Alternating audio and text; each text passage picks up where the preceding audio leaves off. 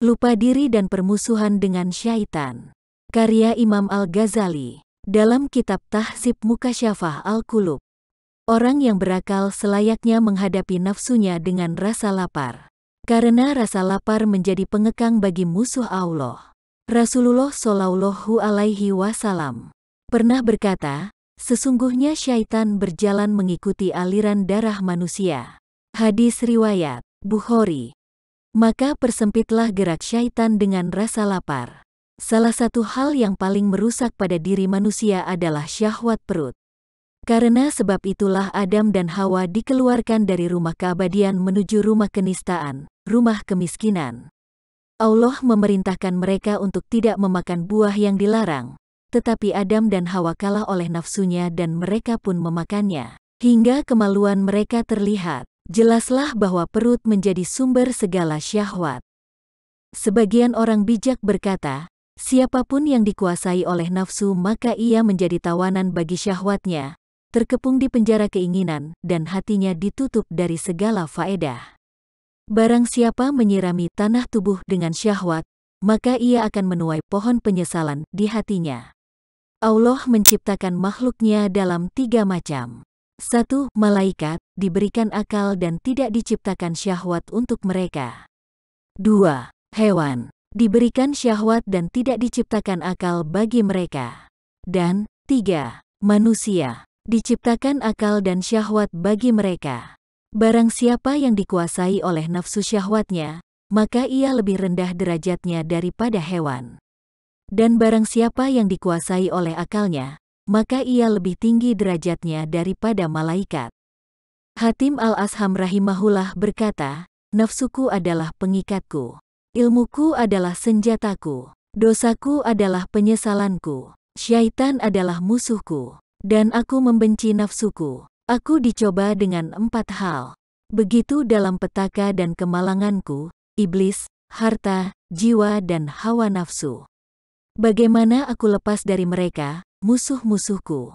Hawa nafsu menyeret suara hati pada kegelapan syahwat dan pikiranku.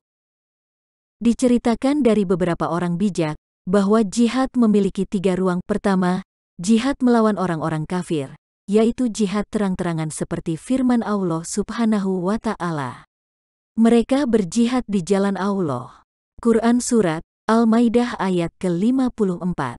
Kedua, jihad melawan kebatilan dengan ilmu dan argumentasi akal, seperti firman Allah. Dan debatlah mereka dengan jalan yang lebih baik. Quran Surat Al-Nahl ayat ke-125. Ketiga, jihad melawan nafsu amarah atau nafsu yang selalu mengajak kepada kemungkaran, seperti firman Allah Subhanahu wa Ta'ala. Dan orang-orang yang berjihad di jalan kami, maka kami akan berikan petunjuk kepadanya jalan kami. Quran Surat Al-Ankabut ayat ke-69. Ketika para sahabat pulang dari peperangan melawan orang-orang kafir, mereka berkata, kami pulang dari peperangan kecil menuju ke peperangan besar. Mereka mengatakan bahwa perang melawan hawa nafsu dan syaitan ini sebagai peperangan yang lebih besar, karena jihad ini lebih abadi, sedang peperangan melawan orang-orang kafir hanya sesekali saja terjadi. Seorang yang bertempur dapat melihat musuh, tapi dia tidak bisa melihat syaitan. Jihad melawan musuh yang terlihat jelas lebih mudah dibanding dengan perang melawan musuh tak terlihat. Apalagi syaitan mendapat dukungan dari dalam dirimu sendiri, yaitu hawa nafsu.